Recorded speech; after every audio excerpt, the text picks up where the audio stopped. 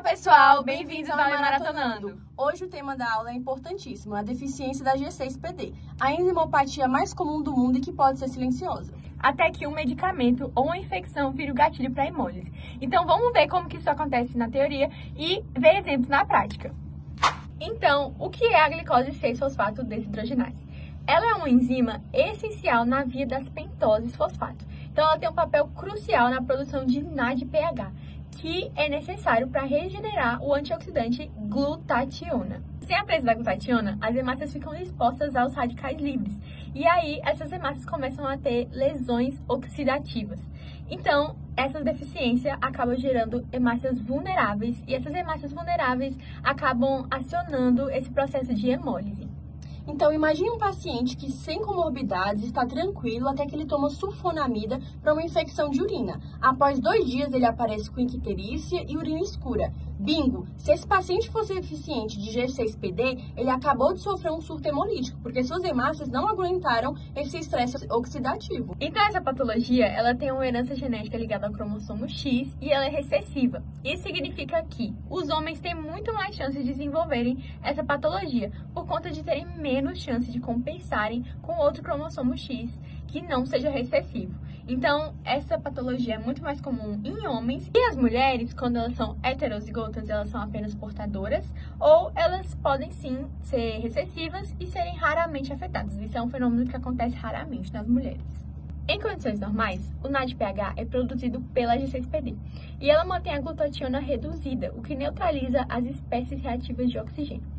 Mas quando essa defesa falha, por exemplo, após algum tipo de infecção, a hemoglobina oxidada forma corpos de Heinz. Esses corpos são precipitados de hemoglobina que se aderem à membrana das hemácias.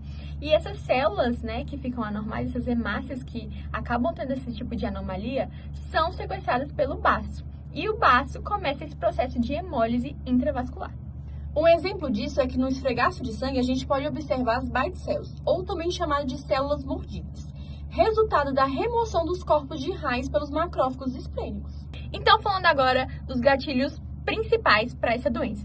O uso de medicamentos como sulfas, dapsona, nitrofurantoína e primaquina, estresse oxidativo em geral, infecções prévias e também a alimentação, principalmente fava. Isso mesmo, fava. Você que gosta de fava, você pode estar, ao consumir essa fava frequentemente, você pode estar gerando ali um gatilho para o seu corpo acabar desenvolvendo essa patologia.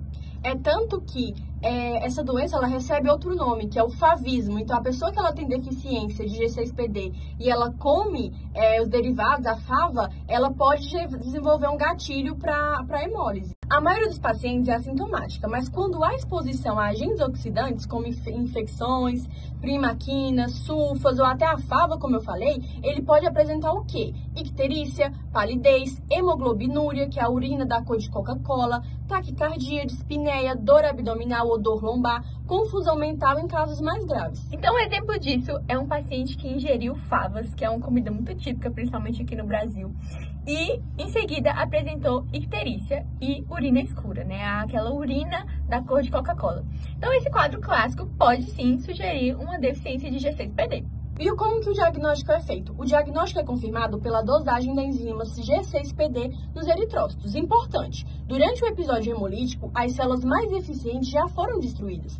Por isso, o exame ele deve ser repetido de 2 a 3 meses depois do surto. Outras pistas de laboratório durante a crise é a reticulocitose, a bilirrubina indireta e o LDH elevados, aptoglobina diminuída, anemia normocítica e normocrômica. O tratamento é principalmente de suporte, controle de sintoma e transfusão de concentrados de hemácias, se necessário.